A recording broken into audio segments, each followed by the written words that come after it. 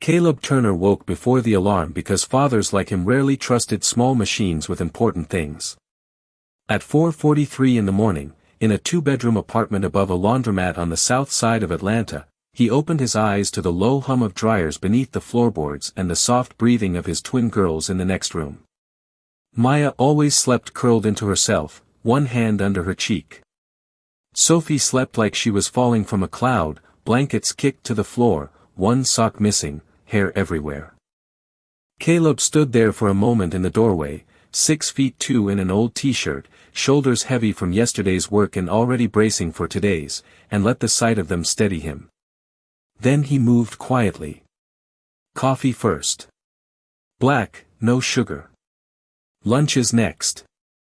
Peanut butter for Maya, turkey for Sophie, apple slices for both, the bruised parts cut away so neither girl would notice how close payday still was. By 5:30, he had their backpacks lined by the door, their school forms signed, and his Navy maintenance shirt buttoned over hands that still carried faint marks from old tools and colder nights. Caleb worked at the Whitmore Grand Hotel, not in the marble lobby where guests took pictures beneath chandeliers, but below it, where pipes sweated, breakers tripped, and men in uniforms became invisible until something expensive stopped working. He was 37, widowed for 4 years, and known around the building as the quiet black single dad who fixed things fast, spoke little, and never asked for more than his hours. Some people respected that. Most simply used it.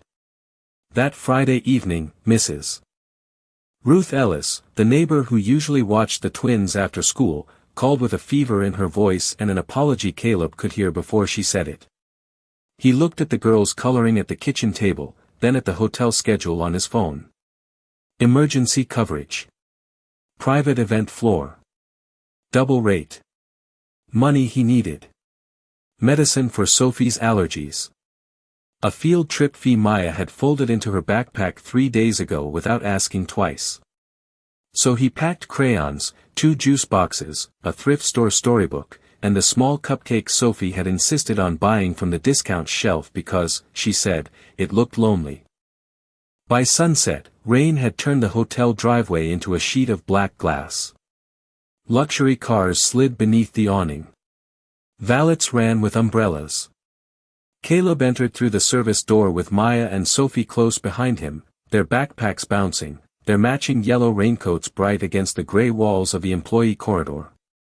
Hands to yourselves, he said gently. Voices low. Hearts kind, the girls finished together. Upstairs, on the 42nd floor, Eleanor Whitmore sat alone in a private dining room prepared for 12. She was elegant in a cream suit, polished without softness, her blonde hair pinned neatly at the nape of her neck, a woman whose name was written across the hotel, the foundation, the invitations, and almost every door that mattered. The staff called her striking. The papers called her untouchable. But under the low piano music and the cold glow of the city skyline, she looked like someone holding herself together by habit. 12 crystal glasses waited. 12 chairs stood straight. An $800 birthday cake sat untouched beneath a ring of white candles. Her phone lit up again. Contract update. Board reminder. A message from Natalie Brooks asking whether she wanted the floral arrangements donated after the event. No one asked if she was okay. No one came. Then the lights flickered. Once. Twice. The chandelier trembled above the table like it had heard something it should not have. Downstairs, Grant Keller, the hotel manager, snapped his fingers at Caleb as if calling over a tool instead of a man. Private floor. Move quickly. And do not bring those children near the guest area. Caleb looked at him, then at his daughters. He swallowed whatever answer rose in his chest. Yes, sir.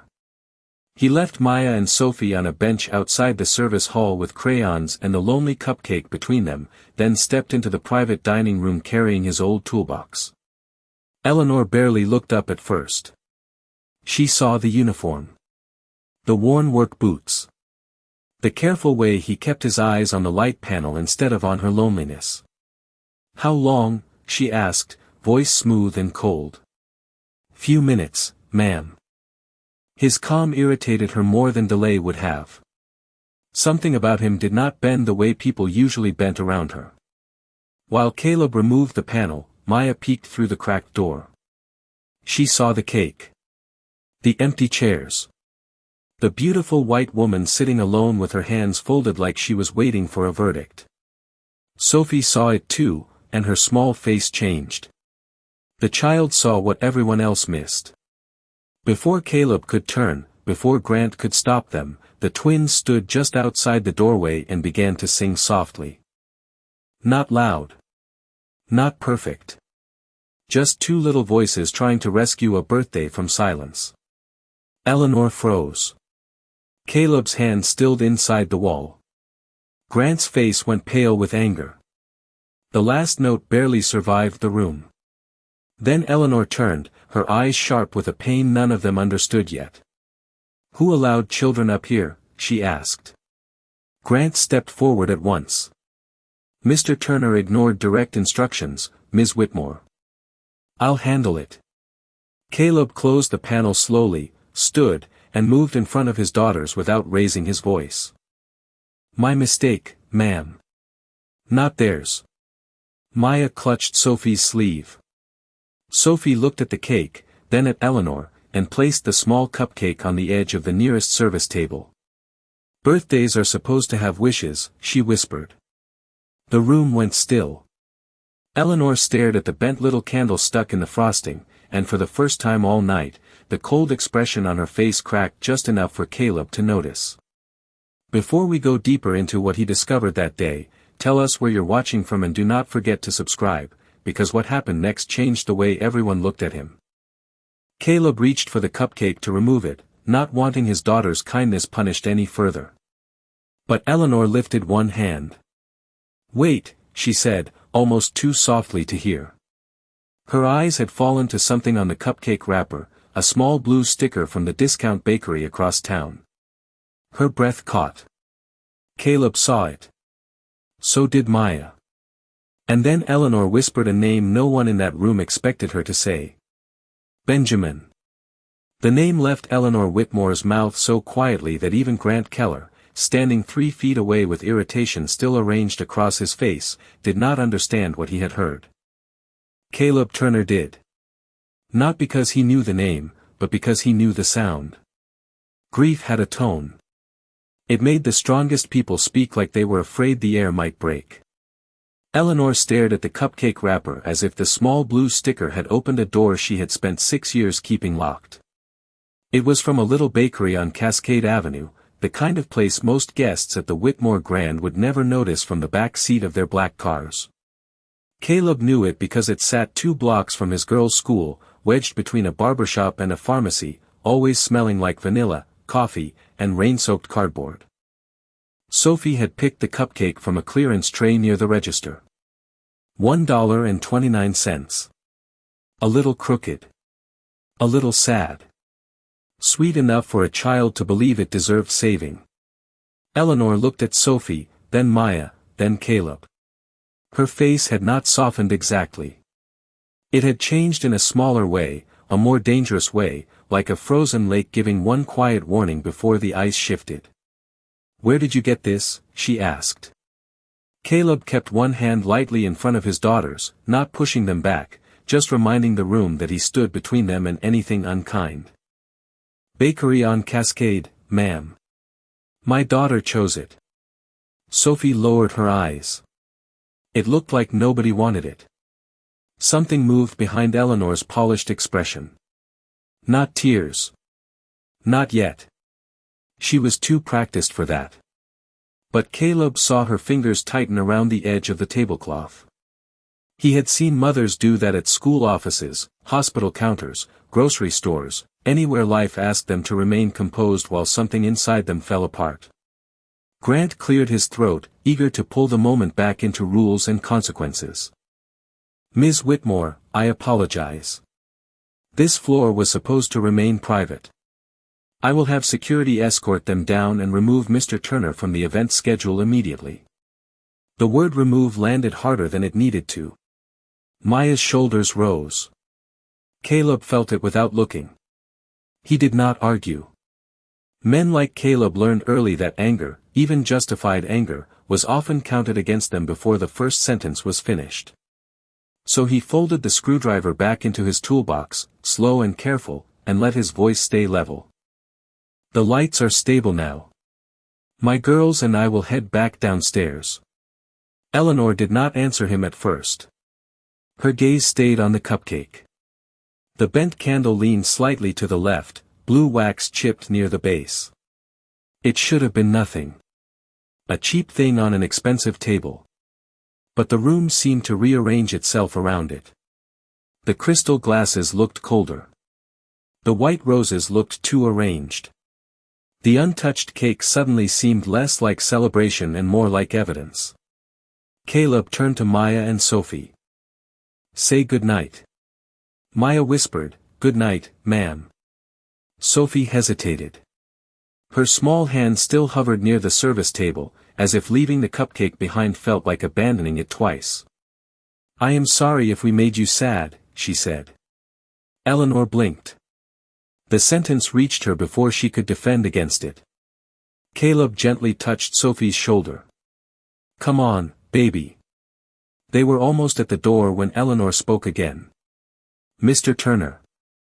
Caleb stopped, but did not turn too quickly. He knew better than to mistake a soft voice for safety. Yes, ma'am. Eleanor stood from the table. In the city lights behind her, she looked exactly like the woman people described in magazines, elegant, composed, untouchable. But her eyes were not in a magazine anymore. They were in a room with two little girls who had sung when no one else had come. Do they know whose birthday it is? Caleb looked at his daughters, then back at her. No, ma'am. They just saw a cake. That answer did something to her. A cleaner cut than flattery. A kinder wound than pity. They had not sung because she was Eleanor Whitmore. They had not sung because her name was on the building. They had sung because a birthday without a song had looked wrong to them. For a moment, she had no language for that kind of innocence. Grant shifted again, uncomfortable with silence he could not manage. Ms. Whitmore, your guests may still arrive. Eleanor gave a small, empty smile. No, they will not. The honesty surprised even her. It hung there, plain and unadorned. Caleb lowered his eyes, not out of shame, but respect. He would not watch a woman realize her loneliness in public. That was not his way. Eleanor noticed.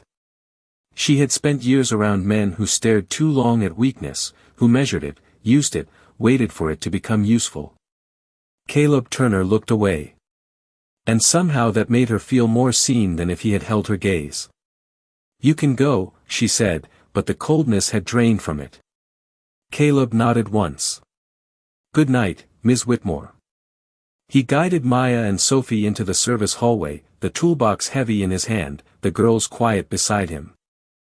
Behind them, the door began to close. Just before it did, Sophie looked back through the narrowing gap and saw Eleanor pick up the small cupcake with both hands, as carefully as if it were something breakable. Then the door clicked shut, and Eleanor Whitmore stood alone again, except this time, the room was not empty in the same way. The service hallway outside the 42nd floor felt smaller after the door closed behind them. Caleb Turner walked with his toolbox in one hand and Sophie's fingers tucked into the other, Maya close enough that her yellow raincoat brushed his leg every few steps.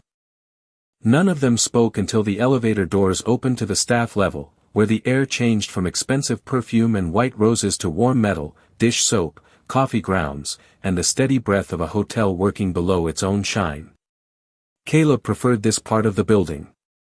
Down here, people did not pretend pipes never leaked or plates never broke.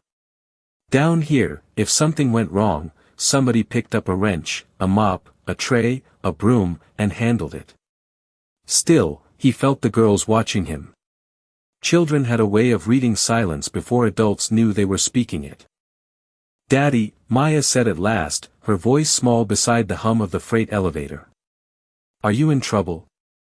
Caleb looked down at her, then pressed the elevator button with his knuckle because his hands were still dusty from the light panel. Maybe a little. Sophie's chin dipped. Because we sang. He stopped walking. Not dramatically. Not the way people stopped when they wanted to make a lesson feel heavy. Just enough to let both girls know the answer mattered. He crouched in front of them, old knees popping softly, toolbox resting against his boot. Listen to me. What you did came from a kind place. That matters. But we were on a private floor, and grown-up rules still count, even when our hearts mean well. Maya nodded slowly, trying to be brave. Sophie looked toward the elevator like she could still see Eleanor Whitmore standing alone with that cupcake. She looked sad after we sang. Caleb's face softened. Some sadness has been sitting a long time. A song can touch it by accident. The girls did not fully understand, but they understood his tone. It was the tone he used when talking about their mother, gentle enough not to break the memory, honest enough not to turn it into a fairy tale. In the staff break room, Caleb set them at the corner table with their crayons and half-finished juice boxes. The television above the vending machine played a muted basketball game. A dishwasher laughed somewhere behind the swinging door. Someone had left a pot of coffee burning too long on the warmer, and the bitter smell filled the room like old news. Caleb checked his phone. No messages from Grant yet. That made him more uneasy, not less. Men like Grant did not forget embarrassment. They stored it, polished it, and handed it back with paperwork. Caleb opened his lunchbox and found the sandwich he had meant to eat 6 hours earlier, flattened under an apple and a folded school notice. He broke it into 3 pieces without thinking. Maya pushed the biggest piece back toward him. "Daddy, you have to work more." He smiled faintly. "I am bigger. I can wait longer." "That is not science," Maya said. "No," Caleb said, taking a small bite to satisfy her. "That is fatherhood." Across the table, Sophie drew the private dining room from memory. A long table. Too many chairs. A woman with yellow hair. A tiny cupcake beside a giant cake. Caleb noticed the drawing but did not comment. Sometimes children put things on paper because their hearts had no other shelf. A few minutes later, Grant Keller appeared in the doorway, tie tightened, mouth flat, carrying the kind of anger that liked witnesses. The laughter in the kitchen faded. The room seemed to lower its volume. Caleb stood before Grant said his name. He wiped his hands on a napkin, not because they were dirty, but because dignity sometimes lived in small preparations. "Mr. Turner," Grant said, cold and bright. "Step outside." Caleb glanced at the girls. "Stay here. Finish your juice." Maya's eyes widened. Sophie's crayon stopped moving. He gave them the calmest look he had. The one that said fear did not get to drive just because it had climbed into the car. In the corridor, Grant did not bother lowering his voice much. "You were given one instruction. 1. Keep your children away from the guest area." Caleb listened. The old wall clock clicked above them. Somewhere, an ice machine dropped cubes into a bin with a sudden crash. "Yes, sir," Caleb said. "That was my responsibility."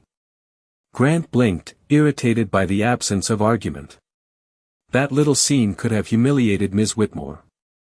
Caleb thought of the empty chairs, the untouched cake, the way Eleanor had held that cheap cupcake like it weighed more than the crystal on the table. Something felt wrong about calling 2 children's kindness humiliation. But he kept his voice steady. "My daughters did not mean disrespect. Meaning is not the issue. Image is." There it was. The real language of the building. Image. Caleb looked past Grant for a second, through the narrow service window toward the loading bay, where rain ran down the glass in crooked silver lines. Then he looked back. "I understand." Grant studied him, perhaps hoping to find resentment. Caleb gave him none. Not because he had none, but because he had daughters 10 feet away learning what a man did when someone mistook his restraint for weakness. Then, behind Grant, the elevator chimed. Both men turned. The private elevator doors opened at the end of the service corridor, a place Eleanor Whitmore had no reason to be. She stepped out alone, still holding the small cupcake in one hand and a folded white napkin in the other. Her eyes moved past Grant and found Caleb. She did not look angry now. She looked unsettled. And on the napkin, written in faded blue ink from the bakery sticker, was a date Caleb had not noticed before. Eleanor Whitmore did not step into the service corridor like someone entering unfamiliar territory. She stepped in like someone trying not to let unfamiliar territory see how much it affected her. The floor was plain concrete. The walls were painted a tired gray. A laundry cart sat near the freight elevator with one wheel turned sideways. Somewhere behind the kitchen doors, pans clattered and a cook called for more towels. This was her hotel, technically. Her name lived on the front entrance in brass letters. But down here, beneath the chandeliers and polished stone, she felt like a guest who had arrived without an invitation. Grant Keller straightened at once. "Ms. Whitmore, I was handling the matter." Eleanor did not look at him. Her eyes stayed on Caleb Turner. "Were you?" Grant's mouth opened, then closed with practiced caution. Caleb stood still, shoulders squared but not stiff, the kind of stillness that did not challenge a room but also did not surrender to it. Eleanor noticed that again. Most people either shrank around her or performed confidence for her. Caleb did neither. He simply waited, one hand resting near the handle of his old toolbox, the other relaxed at his side, as if he had learned long ago that fear did not deserve both hands. She lifted the folded napkin slightly. "This bakery," she said. "On Cascade Avenue. Do you go there often?" Caleb glanced at the napkin, then at the cupcake in her hand. "When I can. It is near my daughter's school. They like the day-old shelf." Grant shifted, embarrassed by the plainness of that answer. Eleanor heard it too, but not the way Grant did. Day-old shelf. Not as shame. As fact. As a father choosing sweetness where he could afford it. "The sticker has a date," she said. Caleb nodded. "They mark the discount items, ma'am." "No," Eleanor said softly. "Not that date." For the first time, he looked more closely. The blue ink on the sticker was smudged from her fingers, but beneath the bakery logo was a printed anniversary line. 20 years serving Cascade families. Under it, a smaller handwritten number sat near the corner, probably placed there by the cashier. 6. 11. Caleb did not understand why that mattered. But Eleanor did. Her face changed again, and he had the sense that she was standing in two hallways at once, one made of concrete and hotel noise, the other somewhere far away and much quieter. "My son loved that bakery," she said. The word surprised the corridor into silence. Even Grant stopped moving. Caleb lowered his gaze for one respectful second, then raised it again. "I am sorry." Eleanor almost flinched at the simplicity of it. No curiosity. No hungry pause waiting for details. No attempt to turn her grief into conversation. Just 3 words, placed carefully, like a coat over cold shoulders. From the break room doorway, Maya and Sophie watched. Caleb saw them over Eleanor's shoulder and gave the smallest shake of his head. "Stay there." Sophie held her crayon against her chest. Maya stood half in front of her, brave in the way older twins sometimes tried to be older by 4 minutes. Eleanor followed Caleb's glance and saw them. Their yellow raincoats. Their tired eyes. The half sandwich on the table behind them. The drawing Sophie had left open. A woman at a long table. Too many chairs. One tiny cupcake beside a giant cake. Eleanor looked at it too long. "Did she draw that?" she asked. Caleb did not turn. "Yes, ma'am." May I see it? The request was quiet, but it changed the air. Grant looked as if he wanted to object on behalf of professionalism itself. Caleb considered the question the way he considered everything involving his children, slowly, carefully, without letting anyone's status rush his judgment. Then he looked back at Sophie. It is your drawing, baby. You can say no. Eleanor's eyes flicked to him. That small sentence did more than any speech could have. He had given a child permission to have boundaries in front of a billionaire. Sophie stepped forward with the paper held in both hands. Not all the way to Eleanor. Just close enough for Caleb to take it and pass it on. Eleanor accepted the drawing like it was more formal than a contract. Crayon lines. Crooked candles. A little yellow figure sitting alone. 3 smaller figures outside the door. At the bottom, Sophie had written in uneven letters, "She needs a song but maybe not loud." Eleanor pressed her lips together. Something behind her eyes trembled, but still did not fall. "You told her not to come in," she said to Caleb, not accusing him now, only understanding the scene in reverse. "Yes, ma'am. And she stayed outside. She tried." Sophie whispered from behind him, "I forgot my feet." Caleb's mouth softened despite the tension. Eleanor heard it. For the first time that night, something almost like warmth touched the edge of the corridor. Not enough to heal anything. Not yet. But enough to make the cold feel less permanent. Grant cleared his throat again, desperate to return the world to policy. "Ms. Whitmore, with respect, we still need to document the breach." Eleanor looked at him then. Fully. The polished woman returned, but now there was something sharper beneath the polish, not cruelty, but decision. "Document that the lights were repaired," she said. "Document that Mr. Turner accepted responsibility. And document that no guest was harmed." Grant's jaw tightened. Of course. Caleb understood what she had done, but he did not smile. Gratitude, like pride, had to be handled carefully when children were watching. "Thank you, ma'am," he said. Eleanor looked down at the drawing again. Then at the cupcake. Then at the 2 girls trying to be invisible behind their father. "Mr. Turner," she said, her voice lower now, almost uncertain. "Would your daughters mind if I kept this?" Caleb turned to Sophie. Sophie studied Eleanor for a long second, the way children do when adults stop hiding well. "Only if you promise not to throw it away."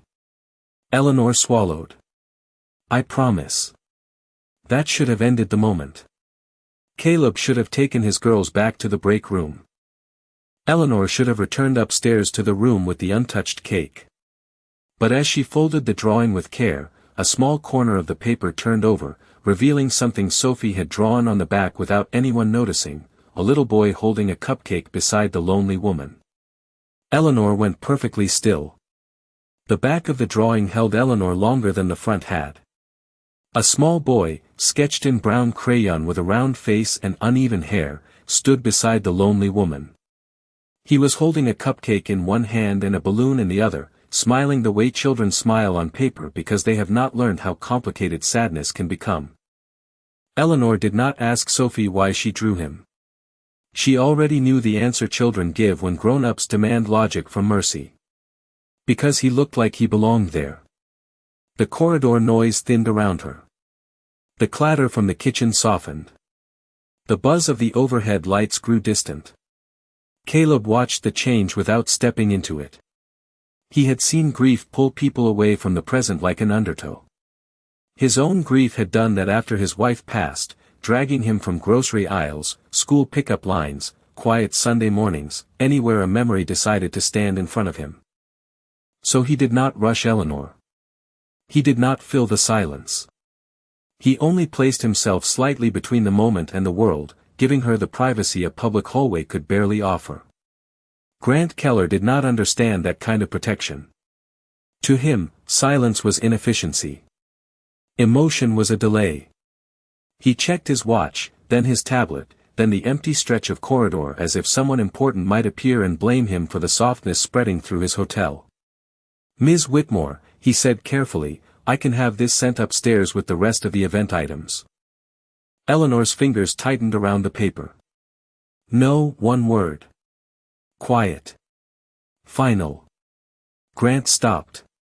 Caleb lowered his eyes again, not in submission, but in recognition. There were times when a person did not need rescue. They needed the room to stop taking things from them. Eleanor folded the drawing with more care than the paper deserved and held it against the cupcake box. Then she looked at Sophie. "Why did you draw the boy?" Sophie glanced up at Caleb first. He gave her a small nod, permission without pressure. "Because she looked like she was missing somebody," Sophie said. "And when people miss somebody, I think maybe the somebody misses them too." Maya frowned softly, serious and protective. Sophie draws feelings. She does not always draw facts. For the first time that night, Eleanor almost smiled. It did not fully arrive. It trembled at the edge of her mouth and disappeared. But Caleb saw it, and so did the girls. "That may be the most honest kind of drawing," Eleanor said. Sophie looked relieved. Maya looked suspicious, as if kindness from rich people should be inspected for small print. Caleb understood that too. He stood straight, one tired father with a toolbox, 2 daughters, and a shift that might still cost him more than it paid. "Girls," he said gently, "thank Ms. Whitmore for letting us fix the lights." Maya blinked. "Daddy, she did not let us. The lights were broken." Caleb gave her a look that carried a whole sermon without one raised word. Maya corrected herself. "Thank you, Ms. Whitmore." Sophie echoed her. Eleanor looked from one child to the other, struck by how carefully he taught them dignity even in a hallway where he had been treated like an inconvenience. No bitterness. No performance. Just standards. She thought of the men on her board who spoke of family values while forgetting assistants' names. She thought of donors who gave millions in public and nothing of themselves in private. Then she looked at Caleb Turner, with dust on his sleeve and worry tucked behind his calm eyes, teaching 2 little girls how to leave a room with grace after being made to feel unwelcome. Something in her shifted, not loudly, not beautifully, but truthfully. "Mr. Turner," she said. "You are not being removed from tonight's schedule." Grant's head turned sharply. "Ms. Whitmore, I really should advise." "No," she said, still looking at Caleb. "You should not." The corridor went silent again. Caleb did not celebrate. He did not look at Grant. He only nodded once. "I appreciate that. And your daughters can wait in the small hospitality room beside the kitchen," Eleanor added. "It has a couch. It is quieter than this hallway." Caleb hesitated. A gift from power was still power. Eleanor seemed to understand the pause because she added, softer, "No charge. No condition. Just a better chair for 2 children who have been more polite than most adults in this building."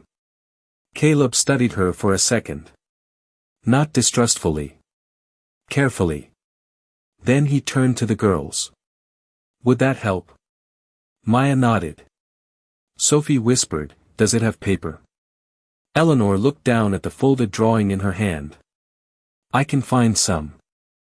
A few minutes later, they walked together through a narrow staff passage Eleanor had probably passed above 1,000 times without imagining. The hospitality room was modest, with a worn couch, bottled water, a microwave, and a window facing the rain-dark loading bay. Maya and Sophie settled at the low table.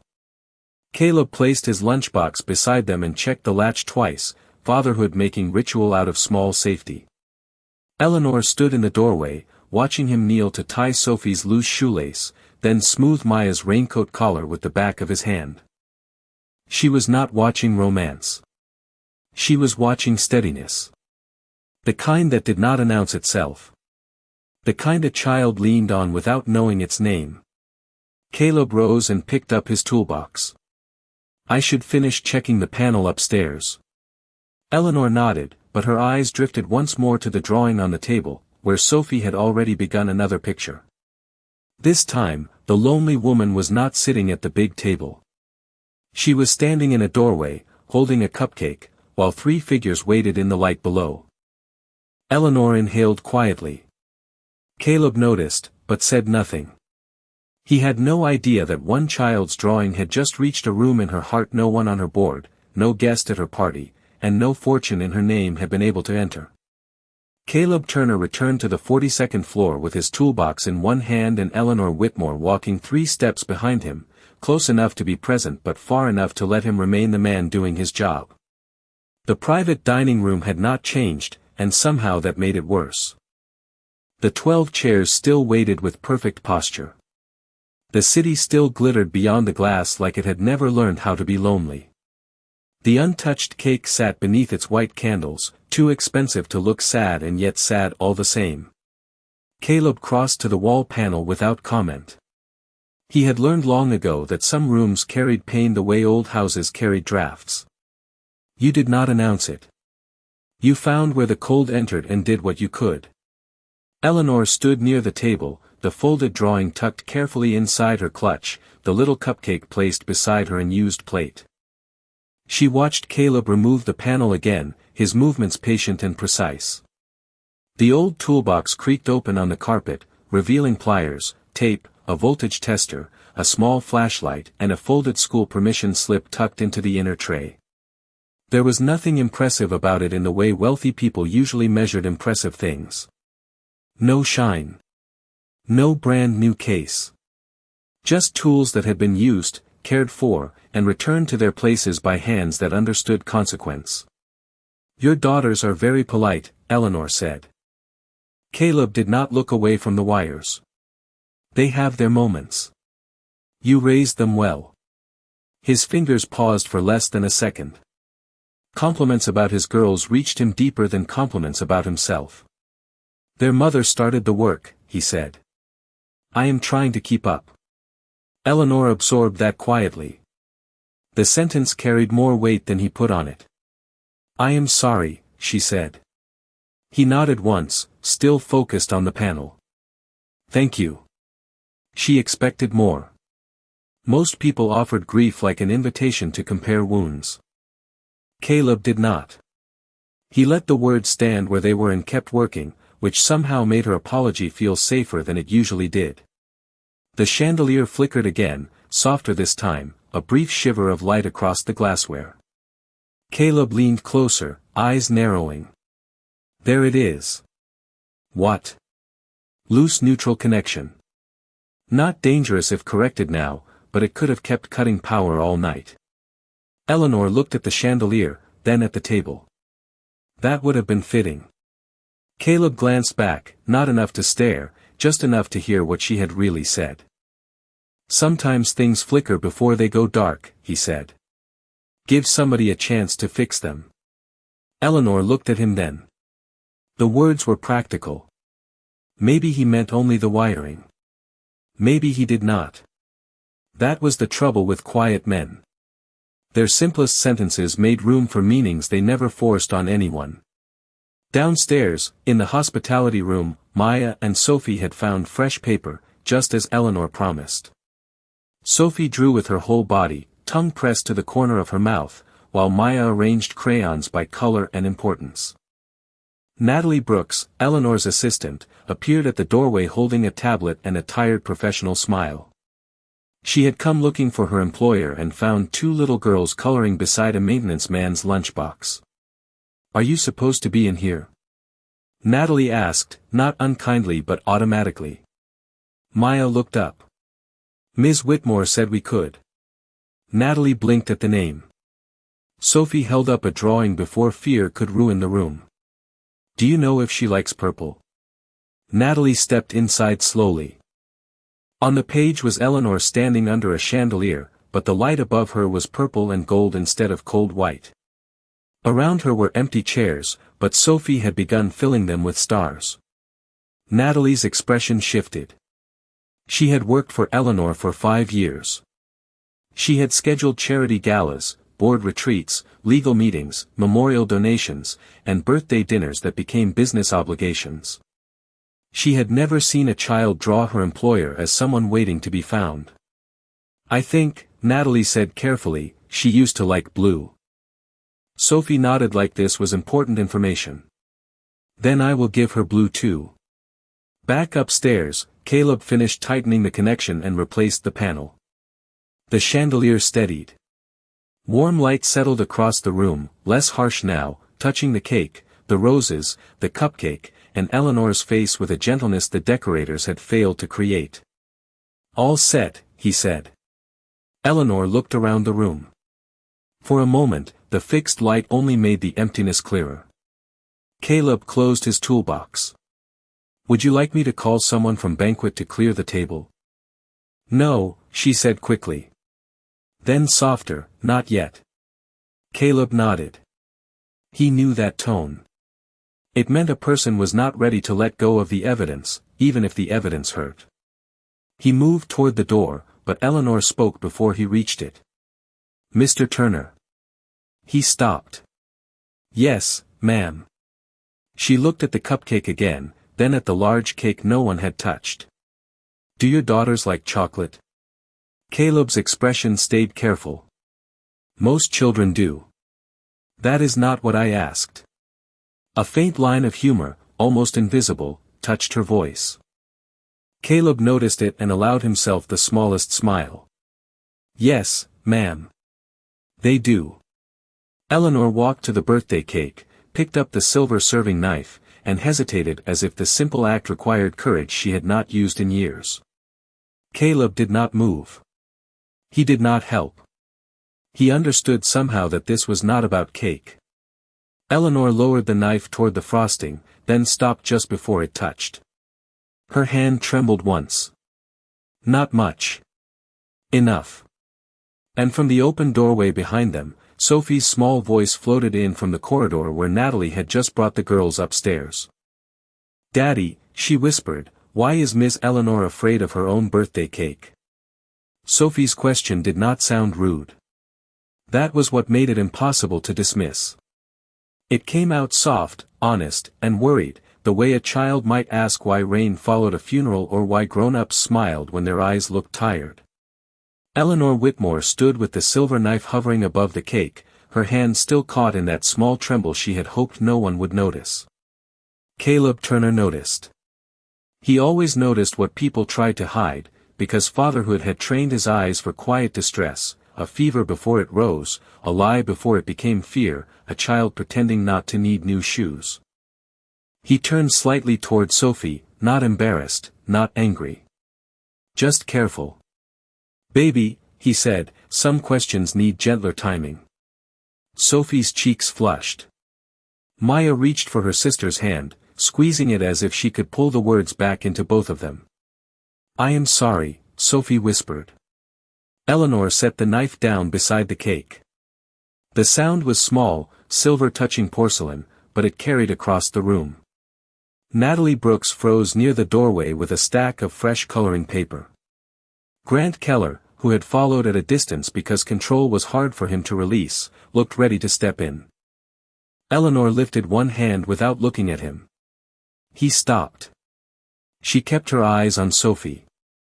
"Do not be sorry," she said. Her voice was calm, but thinner now, like something worn smooth by being held too long. "It is a fair question." Caleb did not move.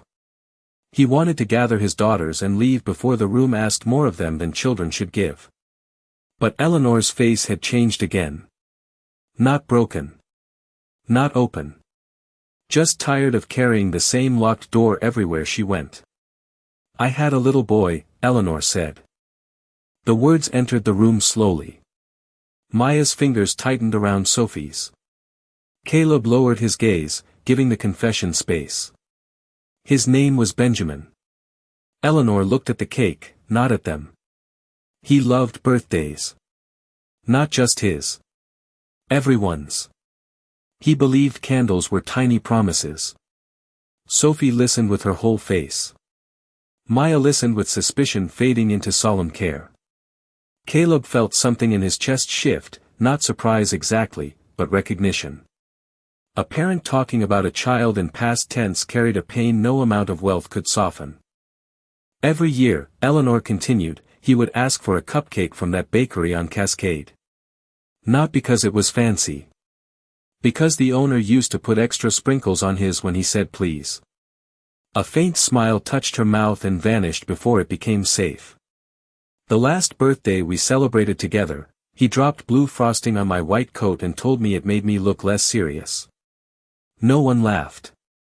It was not that kind of memory. It was the kind that brought warmth and grief in the same hand. Caleb looked at the little discount cupcake on the table. Blue sticker. Bent candle. A child's mercy disguised as dessert. Something felt wrong and right at the same time, the way life sometimes returned a thing without asking permission. After he was gone, Eleanor said, and there it was, the edge she would not cross fully, not tonight, I stopped cutting birthday cake. People kept sending them. Assistants ordered them. Hotels prepared them.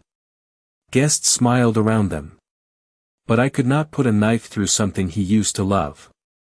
Natalie looked down, blinking too fast. Even Grant had the sense not to speak. Caleb understood now why the big cake had sat untouched like a test no one had passed. It was not vanity. It was not coldness. It was a mother standing every year in front of a door she did not know how to open. Sophie took one small step forward, then stopped and looked at Caleb. Asking. Caleb's instinct was to protect both the child and the woman. He considered the room, the hour, the way sorrow could swallow tenderness if people rushed it. Then he gave the smallest nod. Sophie did not go near the cake. She went to the service table, picked up her crooked cupcake, and carried it with both hands. Maybe, she said carefully, you do not have to cut the big one. Eleanor looked at her. Maybe you can start with the little one. It is already kind of messy, so it will not mind. The sentence landed so gently that Eleanor had no defense ready for it. Caleb looked away again, because some moments deserved not to be watched too directly. Maya, who liked rules and order, added in a cautious voice, and if you do not want to make a wish, you do not have to. Daddy says breathing counts when words are too hard. Eleanor turned to Caleb then. Not as the owner of the hotel looking at a maintenance worker. Not as a billionaire looking at a man from the service corridor. As one parent looking at another across a distance no money could measure. You taught them that? She asked. Caleb's voice stayed low. Their mother did. I repeat the good parts. Eleanor stared at him for a long second. Something changed in her eyes. Respect, maybe. Or trust beginning before it knew its own name. She reached for the cupcake. Sophie gave it to her. Eleanor held it carefully, the blue candle leaning between them. The big cake remained untouched. The 12 chairs remained empty. But now, in the warm light Caleb had fixed, 2 little girls stood beside their father, and a woman who had spent years avoiding one small ritual found herself holding the first piece of it she could bear. Then the candle flame flickered, and Eleanor whispered, I do not remember what to wish for. Caleb Turner did not answer Eleanor right away. The candle flame trembled between them, small and stubborn, throwing a soft blue glow against the side of the cupcake. In the silence, the huge private dining room seemed to hold its breath. Even the city beyond the glass looked farther away than before, all those lights shining for people who had somewhere to be. Caleb looked at Eleanor, then at his daughters. He knew what people often expected from men in moments like this. A speech. A lesson. Some clean sentence that turned pain into wisdom before it had finished hurting. Caleb did not believe in rushing grief just because a room felt uncomfortable. Then do not wish, he said quietly. Eleanor looked at him. What? Do not make a wish if you do not have one ready. His voice was low, steady, built for tired kitchens, late bills, school hallways, and hospital waiting rooms. Just breathe. That counts too. Maya nodded seriously, as if her father had quoted a law. Sophie's eyes stayed on the candle, worried it might burn down before Eleanor decided what to do. Natalie Brooks stood near the door with one hand pressed against her tablet, her professional mask gone soft around the edges. Grant Keller looked uneasy, not because anything improper was happening, but because nothing in his training had prepared him for a billionaire, a maintenance man, 2 little girls, and a clearance cupcake becoming the most important people in the hotel for one quiet minute. Eleanor lowered her eyes to the flame. She remembered Benjamin's hands, small and sticky with frosting. She remembered him blowing out candles too hard and laughing when smoke curled toward the ceiling. She remembered telling him once that wishes were not real, and him answering, with all the confidence of a 7-year-old, that maybe grown-ups only said that because they forgot how to wait. For 6 years, she had not waited for anything that did not come with a contract, calendar invite, or legal deadline. Waiting had hurt too much. Hope had looked too much like a room prepared for someone who would never arrive. The candle leaned in the frosting. Blue wax gathered at its base. Eleanor inhaled. It was not graceful. It shook a little on the way in. She closed her eyes and did not make a wish. She only breathed. Then she blew the candle out. No applause followed. No music swelled. No one tried to make the moment bigger than it was. That was why it did not collapse. Smoke rose in one thin silver line, and Eleanor stood very still, holding the cupcake with both hands. Sophie whispered, "You did it." Eleanor opened her eyes. Something wet had gathered there, but she did not wipe it away. She looked at Sophie first, then Maya, then Caleb. "I suppose I did." Caleb gave a single nod, respectful, almost formal. He did not smile too widely. He did not reach for credit. He only stood there like a man who understood that courage sometimes looked like surviving a candle. Eleanor looked down at the cupcake. "Would you girls like to share it?" Sophie brightened, then immediately glanced at her father. Maya did the same. Caleb noticed, and something in Eleanor noticed too. They did not grab. They did not assume. Even Joy checked in with him first. "That is Ms. Whitmore's cupcake," Caleb said.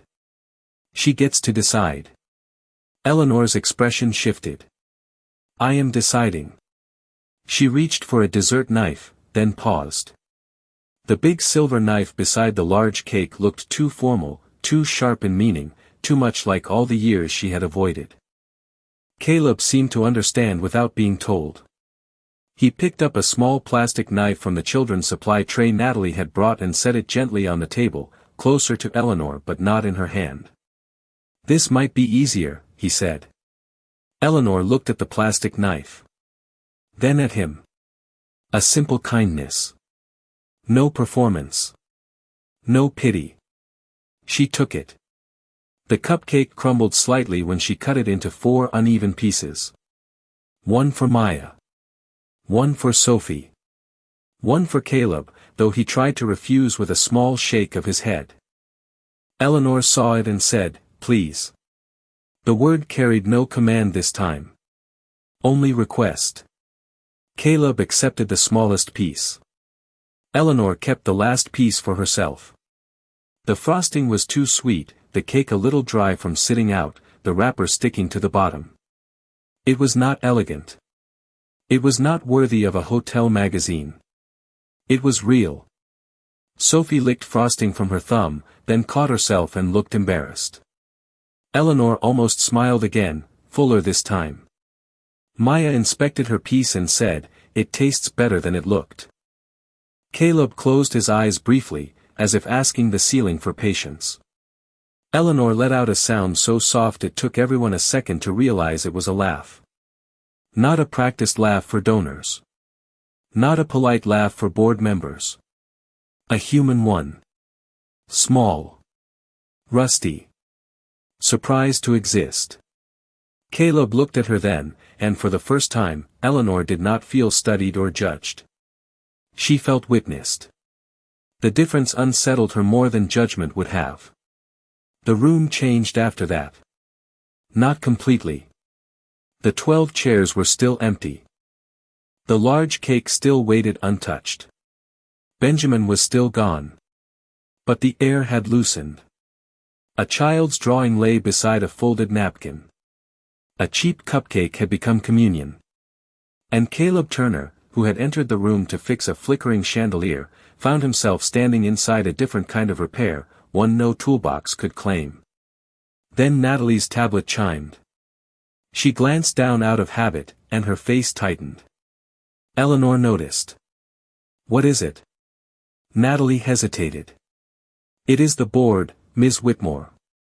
They are asking whether you still want to proceed with tomorrow morning's vote to permanently close the Benjamin Whitmore Children's Foundation." The warmth in the room did not vanish. It froze in place. Eleanor looked at the blue candle smoke still fading above the cupcake. Caleb said nothing, but his eyes moved once to his daughters, and Eleanor saw it. The question had reached him before anyone explained what it meant. Eleanor Whitmore did not answer Natalie right away. The name of the foundation sat in the room like a chair no one had expected to see pulled back from the table. Benjamin Whitmore Children's Foundation. Caleb Turner had never heard it spoken before, yet he understood enough from the silence around it. Some names were not just names. They were rooms people kept locked because opening them meant admitting how much dust had gathered on the dreams inside. Eleanor looked at the tablet in Natalie's hand, then at the blue candle smoke thinning into nothing above the cupcake crumbs. Her face, which had softened only minutes earlier, became careful again. Not cold exactly. Careful. Like a woman stepping across broken glass in shoes no one knew were hurting her. "Tomorrow morning," she said. Natalie nodded. 9 o'clock. The board packet is already prepared. They only need your final authorization to dissolve the remaining programs and transfer the assets into the General Charitable Fund. Grant Keller stood near the wall, suddenly alert. The language was familiar to him now. Assets. Authorization. Transfer. It brought the world back to things he understood. Caleb did not move, but Maya felt the change in him. His shoulders did not tense, yet something in his stillness deepened. Sophie looked between the adults, trying to understand why the room had gone heavy again after the cupcake had made it lighter. "What is a foundation?" she whispered. Caleb lowered his voice. "A place where people set money aside to help others." "Like a big piggy bank?" Maya asked. "Sometimes," he said. "If the right people remember who it is for."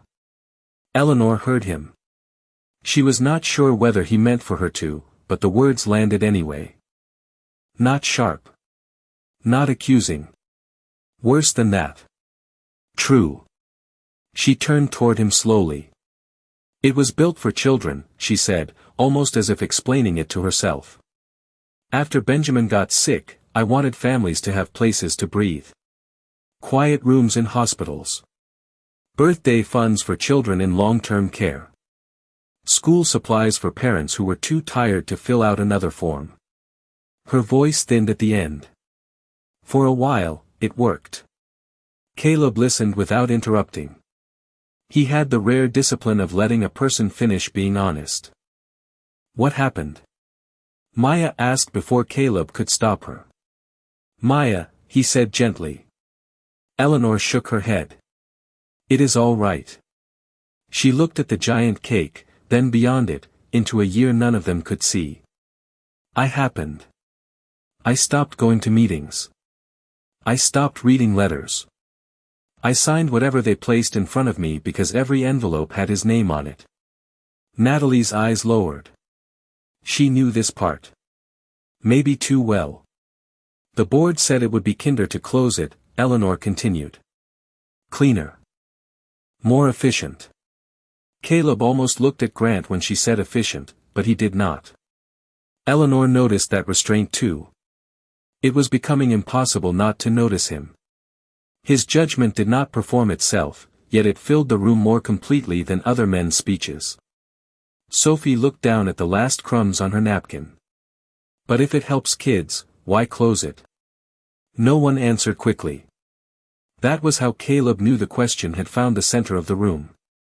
Adults built whole conferences around avoiding the words children placed gently on the table. Eleanor held the folded drawing against her clutch. Because sometimes grown-ups confuse hurting less with healing. Caleb looked at her then. Fully. Not intruding. Not admiring. Just recognizing the sentence as one that had cost her something. The soft piano music from the ceiling speakers shifted into another instrumental track. Outside the windows, rain blurred the skyline until the city looked painted instead of real. Down below, far beneath the private floor, somebody's delivery truck reversed with a faint beep. Life went on in all the places grief did not ask permission to enter. Natalie's tablet chimed again. She silenced it quickly. They are asking for confirmation tonight. Eleanor's mouth tightened. The old Eleanor would have given an answer from habit. The woman who had walked into that room alone would have signed away a piece of her son's memory because it was easier than touching it. But now there were two little girls in raincoats standing beside a father with tired eyes and steady hands. There was a cheap cupcake from Cascade Avenue. There was a drawing of a boy no one had described to Sophie, and still somehow she had known someone was missing. Caleb reached for his toolbox. We should give you privacy, ma'am. He said it because dignity worked both ways. Because pain deserved doors. Because his daughters had already wandered deeper into this woman's sorrow than he had intended. Eleanor looked at him. You always know when to step back. Caleb's hand rested on the toolbox handle. Not always. I just try not to step on what is not mine. The words quieted her more than comfort would have. She glanced again at Maya and Sophie. Would you mind waiting outside for a moment? Caleb turned to the girls. Come on. But before they reached the door, Eleanor spoke again, and this time her voice did not belong to the owner of the hotel or the woman in the magazines. It belonged to a mother standing at the edge of a decision she had avoided for 6 years. Mr. Turner, she said. Caleb stopped. Eleanor looked at the folded drawing in her hand, then at the tablet waiting for her answer. If someone built something in the name of your child, and then lost the courage to keep it alive, what would you tell them? Caleb did not answer. Not yet. He looked toward his daughters first, because every true answer he had left in this world began with them. Caleb Turner kept his eyes on Maya and Sophie for a moment longer than the room expected. They stood near the doorway, small in their yellow raincoats, tired but attentive, watching adults weigh something they could feel before they understood. He thought of every morning he had packed lunches before sunrise. Every night he had sat at the kitchen table with overdue bills spread beside spelling homework. Every time one of his daughters had asked about their mother, and he had answered carefully enough to keep love alive without making grief the only story they inherited. He turned back to Eleanor Whitmore. I would tell them not to make the child carry the weight of their pain, he said. The room went very still. Grant looked down. Natalie stopped touching her tablet. Eleanor did not breathe for a second. Caleb's voice did not rise. That was what gave the words their strength. And I would tell them not to close a door that might still be sheltering somebody else's child. Eleanor's fingers tightened around the folded drawing. The answer was not polished. It was not charitable language. It would not fit cleanly into a board packet. But it found the place in her that board packets had never reached. You make it sound simple, she said. No, ma'am, Caleb replied. Simple and right are not always the same thing. Maya leaned closer to Sophie, sensing the gravity in her father's tone. Sophie held the empty cupcake wrapper like it still mattered. Eleanor looked at them, then back at Caleb. You do not even know me. No, ma'am. You do not know what it cost. No, ma'am. Then how can you say that? Caleb's expression did not harden, but something old passed through his eyes, something shaped by hospitals, funeral clothes, and 2 children sleeping with the hallway light on after asking why heaven did not have visiting hours. Because loss can explain what we do, he said. But it should not get to decide everything we stop doing. Eleanor looked away first. Not because she felt defeated. Because the truth had arrived without cruelty, and she did not know where to put it. For years, people had handled her grief with gloves. Some feared it. Some flattered it. Some used it as an excuse to move her decisions in whatever direction made the least trouble. Caleb had done none of that. He had simply stood there with grease faintly under one fingernail and a toolbox at his feet, offering a sentence so plain it left no room for hiding. Natalie's tablet chimed again. This time Eleanor held out her hand. Natalie gave it to her. Grant shifted. Ms. Whitmore, the board will expect a clear answer before morning. Eleanor looked at the screen. A confirmation box waited beneath several paragraphs of legal language. Permanent closure. Asset transfer. Final authorization. The words looked clean. Too clean. Like a white tablecloth over something unfinished. Eleanor's thumb hovered above the screen. Caleb stepped back, deliberately. He had answered because she had asked. He would not push farther. That boundary unsettled her almost as much as his honesty. Powerful people were used to pressure. They were less prepared for restraint. I am not signing it tonight, Eleanor said. Natalie's eyes lifted. Grant's face went tight. Should I tell them you need more time? Natalie asked. Eleanor stared at the tablet a moment longer. Tell them I will attend the vote in person. Grant gave a small, controlled cough. That may complicate the process. Eleanor finally looked at him. The polished woman was back, but not the empty version from earlier. This version had warmth behind the steel. Good. One word. Enough. Caleb picked up his toolbox. Girls, thank Ms. Whitmore for the paper and the cake. Maya and Sophie obeyed, their voices soft with fatigue. Eleanor crouched slightly, not all the way to their level but lower than she had been all night. Thank you for singing, she said. Sophie smiled a little. You were not too mad. Eleanor looked at the empty blue candle wrapper in the child's hand. I was surprised. That is not the same, Maya said. Eleanor glanced at Caleb, and this time the small smile reached her eyes. No. I am learning that. Caleb guided the girls toward the door. He needed to get them home. Tomorrow would still come early. There would still be cereal to pour, uniforms to wash, a field trip form to find, and a life waiting that did not pause because a billionaire had remembered how to breathe. As they stepped into the corridor, Eleanor remained by the table with Natalie beside her and Grant silent near the wall. The big cake still had not been cut. The 12 chairs were still empty. But the room no longer felt abandoned. It felt interrupted by something alive. At the elevator, Sophie tugged Caleb's sleeve. Daddy, did we help her? Caleb pressed the button and watched the numbers descend. Maybe a little. Maya looked back toward the dining room. Is she going to keep helping the kids? Caleb did not answer right away. Through the narrowing distance, he saw Eleanor still holding the drawing, her eyes fixed on the name Benjamin printed across the tablet screen. I think, he said quietly, she just remembered they were waiting.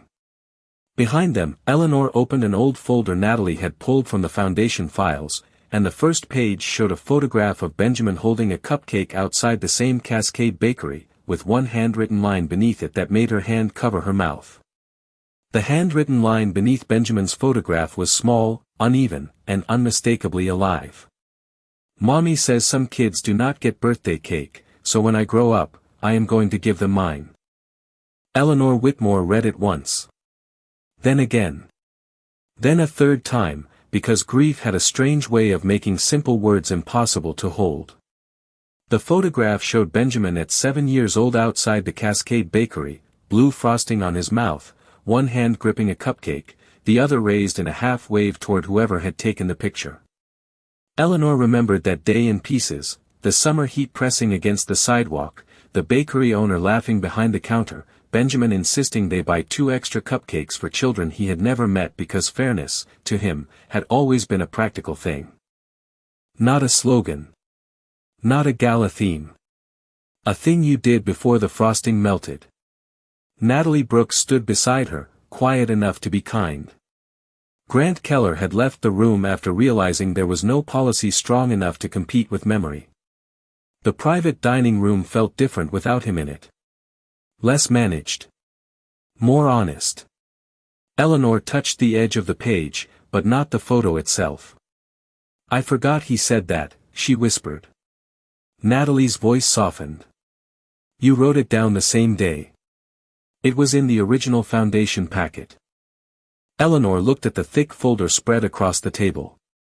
Letters from families. Photos of hospital playrooms.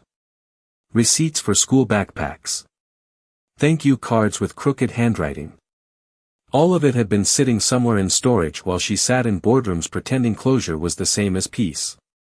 The realization did not crush her all at once. It arrived slowly, which was worse. 1 sheet of paper. 1 child's drawing. 1 cheap cupcake. 1 father with the courage to answer without cruelty.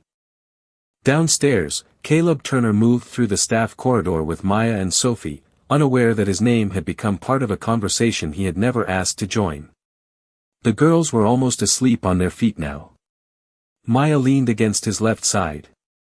Sophie dragged her backpack by 1 strap until Caleb stopped and lifted it onto his own shoulder. "I can carry it," Sophie murmured. "I know," he said. "That is why I am helping." She accepted that, too tired to argue. The loading bay doors opened to the rain, and the cool night air rolled in, smelling of wet pavement, diesel, and the faint sweetness of hotel flowers being carried out after an event no one had attended. Caleb's old pickup waited under a weak security light near the employee lot. The passenger door stuck in cold weather and in rain, so he opened it first, then helped the girls climb into the back seat. Their booster seats were worn but clean. A pink blanket lay folded between them. A library book sat on the floorboard beside a flashlight and a spare pair of socks. Nothing about the truck belonged in front of the Whitmore Grand. Everything about it belonged to them. As Caleb buckled Sophie in, Maya blinked at him through heavy eyes. "Daddy, does Miss Eleanor have kids now?" The question stopped him for half a second. Rain tapped the roof in soft, uneven beats. She had a son. Maya frowned. But she still loves him. Yes. Then she has him, Maya said, as if correcting the world. Caleb looked at her in the rearview mirror after he climbed in. There were moments when children stepped into truth so plainly that adults could only sit there and learn. "That is one way to say it," he said. Sophie's voice came from beneath the edge of her hood. Maybe the foundation is where her love went when she did not know where to put it.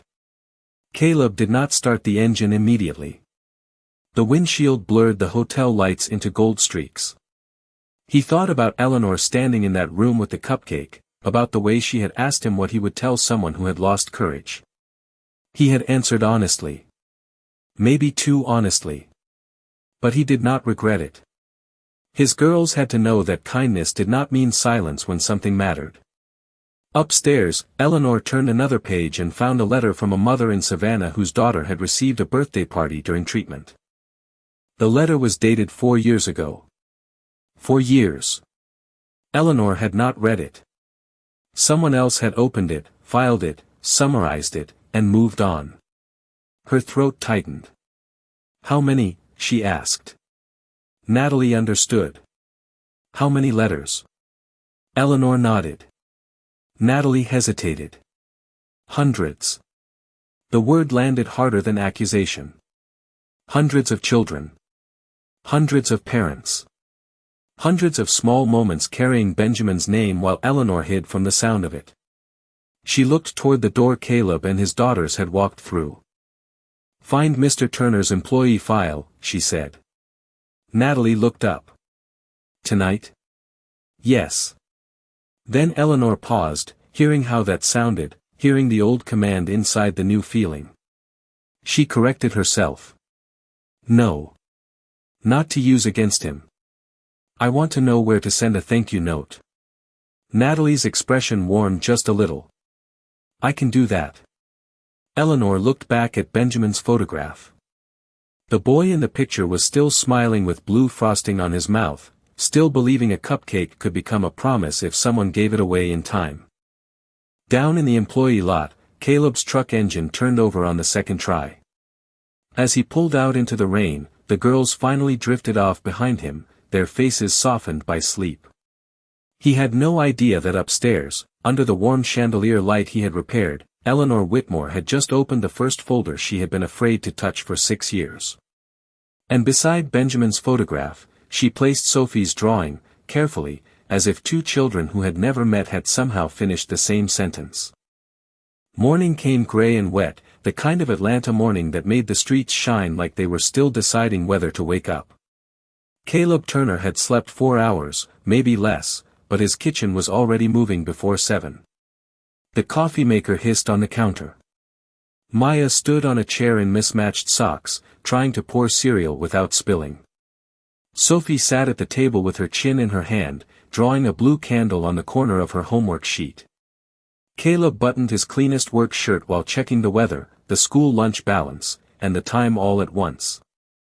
Nothing about his life left much room for wonder after sunrise. There were socks to find, permission slips to sign, hair ribbons to untangle, and a truck that needed 10 minutes of prayer before it remembered it was an engine. Still, something from the night before followed him through the apartment. Eleanor Whitmore's face when she held that cupcake. Her voice when she said Benjamin's name. The way the big room had changed after one small flame went out. Caleb did not romanticize it. He had lived long enough to know that powerful people could feel deeply at night and return to old habits by morning. Pain did not make anyone noble by itself. Money did not make anyone cruel by itself. What mattered was what a person did after the quiet moment passed. At the Whitmore Grand, Eleanor had not gone home. She had spent the night in her office suite above the hotel, still wearing the same cream suit, her hair loosened slightly, her makeup softened by hours and memory. On the desk before her lay Benjamin's foundation folder, Sophie's drawing, the blue cupcake sticker, and a stack of letters Natalie Brooks had pulled from archived files. The city brightened beyond the glass wall, but Eleanor kept reading. A father from Macon thanking the foundation for a hotel room near the hospital. A teacher from Birmingham writing about winter coats. A nurse from Savannah describing a birthday party for a little girl who had been too tired to leave her room but smiled when the cupcakes arrived. Eleanor read every word like restitution. At 8:45, Natalie entered with coffee and a dark blue folder. "The board is gathering downstairs," she said gently. Eleanor nodded. Her eyes were tired, but not empty. "And Mr. Turner?" Natalie hesitated. "He is scheduled for maintenance in the West Service Wing this afternoon. I found his employee file." Eleanor looked up. Natalie placed it on the desk, but did not open it. "Widowed. 2 dependents. No disciplinary history. Multiple commendations from engineering staff, though none were formally elevated. He declined holiday overtime twice last year because of school events, then picked up overnight emergency shifts the following week." Eleanor touched the edge of the file, then pulled her hand back. "Do not dig further." Natalie blinked. "I did not." "Good." Eleanor looked at Sophie's drawing. "I asked for a thank you note, not a map of his life." Natalie's expression softened with approval she was too professional to show fully. "Understood." Downstairs, Caleb dropped Maya and Sophie at school beneath a line of dripping umbrellas and sleepy parents. Sophie turned back before the entrance. "Daddy, do you think Miss Eleanor blew out another candle after we left?" Caleb smiled faintly. "I do not know, baby." Maya adjusted her backpack. "If she did, I hope she did not use the big knife." "Maya. I am just saying. Caleb shook his head, but the small warmth stayed with him all the way back to the truck. As the girls disappeared inside, his phone buzzed. Unknown number. He almost ignored it. Then something made him answer. This is Caleb. Natalie's voice came through, polished but warmer than the night before. Mr. Turner, this is Natalie Brooks from Whitmore Holdings. Ms. Whitmore asked me to thank you again for your work last night. Caleb stood beside his old pickup, rain sliding down the windshield, one hand on the door handle. The lights were part of my job, ma'am. A pause. She said you might say that. Caleb did not know what to do with that, so he said nothing. Natalie continued, there is a board meeting at 9 o'clock regarding the Children's Foundation. Ms. Whitmore is attending in person. Caleb looked toward the school doors where his daughters had gone in. I hope it goes the way it should. She asked that I tell you something else. The rain seemed to quiet around him. She said she is not asking you for anything. Not yet. But she wanted you to know she read the letters. Caleb lowered his eyes. Across the street, a crossing guard lifted a stop sign for a group of children in bright jackets. Small lives moving through the rain, trusting adults to make space for them. That is good, he said. Reading is a start. At 9 o'clock sharp, Eleanor stepped into the boardroom on the 38th floor. 12 executives looked up from leather chairs and silver pens. Grant Keller stood near the side wall, invited as operations support. The closure documents waited at her seat. Eleanor did not sit. She placed Benjamin's photograph on the table first. Then Sophie's drawing beside it. The room changed before she said a word. Before we vote, she said, I want everyone here to remember what we are actually closing. No one answered. Eleanor looked at the neat stack of papers, then at the faces around the table. For 6 years, she had let other people speak around her son's name. That morning, with a blue candle sticker tucked in her folder and a maintenance man's honest words still echoing in her chest, she reached for the first letter from the archive and began to read aloud. Eleanor Whitmore's voice did not shake when she began reading, but something in the boardroom shifted anyway. The first letter was from a mother who had slept in a hospital chair for 17 nights before the foundation paid for a room close enough for her to shower, breathe, and still hear her daughter laugh down the hall. Eleanor read the words slowly. Not like a chief executive officer presenting a report. Like a mother returning something overdue. Around the table, silver pens stopped moving. One board member folded his hands. Another looked away toward the rain-streaked windows. Grant Keller stood near the wall with his tablet pressed against his chest, no longer certain where efficiency belonged in a room full of children's names. Eleanor placed the first letter down and picked up the next. Then the next. A birthday party in Savannah. Winter coats in Birmingham. Art supplies for a pediatric ward in Macon. Gas cards for a father driving 112 miles each way because his son was being treated out of town. None of it sounded glamorous. That was the point. Benjamin had never asked for glamorous. He had asked why some kids did not get cake. When Eleanor finally stopped reading, the room was quiet enough to hear the rain ticking against the glass. She touched the edge of Sophie's drawing, the one with the lonely woman, the little boy, and the 3 figures waiting in the light below. For 6 years, she said, I thought closing this foundation would hurt less than remembering why it existed. She looked around the table, not begging, not performing grief, not hiding behind it either. I was wrong. A board member cleared his throat carefully. Eleanor, no one questions the emotional value. The concern is oversight, participation, and long-term direction. Then we fix those things, she said. We do not bury the work because I was absent from it. Natalie Brooks stood along the back wall, eyes bright with something she kept professional by force. Eleanor looked down at Benjamin's photograph. Blue frosting. A half wave.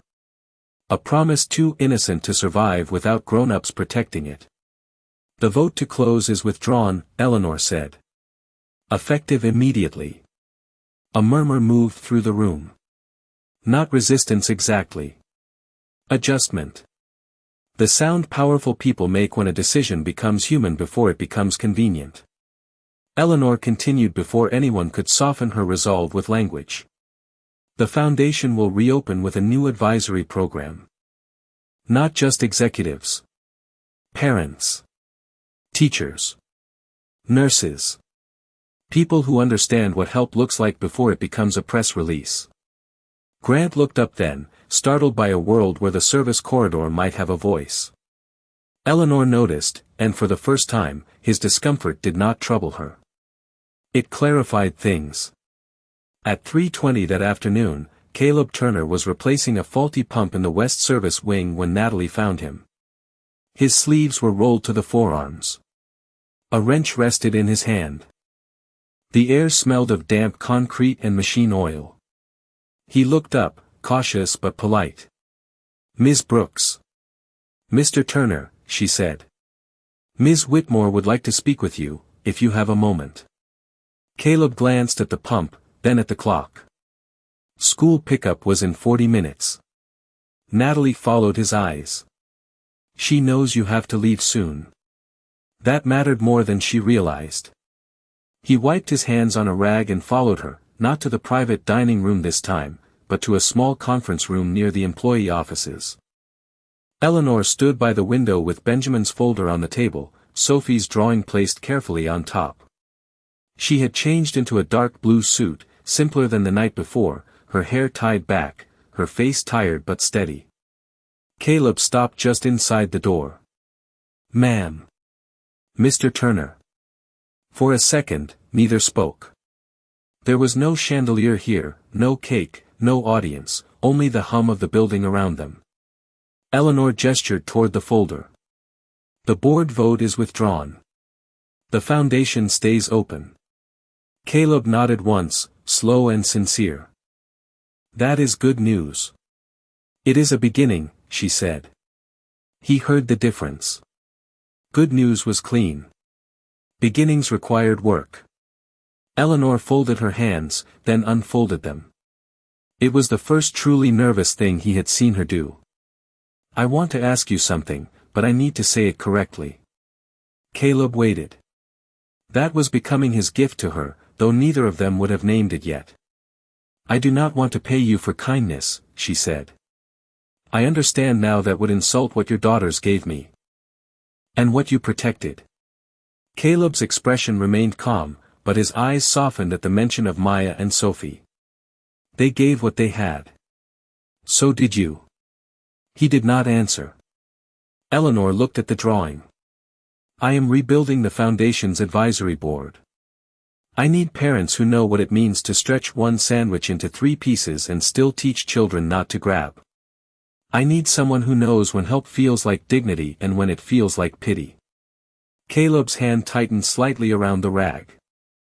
"Ms. Whitmore, I am a maintenance technician." "I know. I do not have boardroom experience. That may be why I am asking." The answer settled between them. Caleb looked toward the window, where rain had finally thinned into silver mist.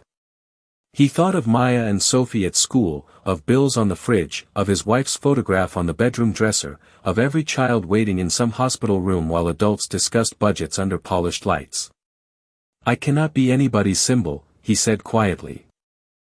Eleanor accepted that without flinching. "I am not asking for a symbol. I am asking for a voice." He looked back at her then. There it was. The difference. Not charity. Not rescue. A request shaped like respect. Caleb did not say yes. Not yet. He had daughters to pick up, homework to check, a life that could not be rearranged by one emotional afternoon. Eleanor seemed to understand before he explained. "Think about it," she said. "No pressure. No deadline today." Caleb nodded. "I will." As he turned to leave, Eleanor spoke once more. "Mr. Turner." He looked back. She held up Sophie's drawing with careful hands. Please tell your daughters I kept my promise. I did not throw it away. Caleb's face softened into the smallest smile. They will be glad to hear that.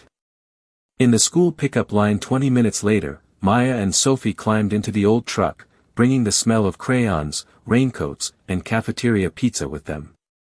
Sophie asked if Ms. Eleanor was still sad. Caleb watched the windshield wipers clear the glass one slow sweep at a time. Maybe, he said. But sometimes sad people start helping again. Maya buckled herself in and nodded with serious approval. Then she remembered the wish late. Caleb looked at them in the mirror, his two girls glowing softly in the gray afternoon. Behind him, the Whitmore Grand rose over the city, all glass and money and rooms still learning how to hold warmth. He started the truck and pulled into traffic, not knowing exactly what he would choose, only knowing that one lonely birthday had become something larger than all of them. He had not raised his voice. He had raised her faith in people.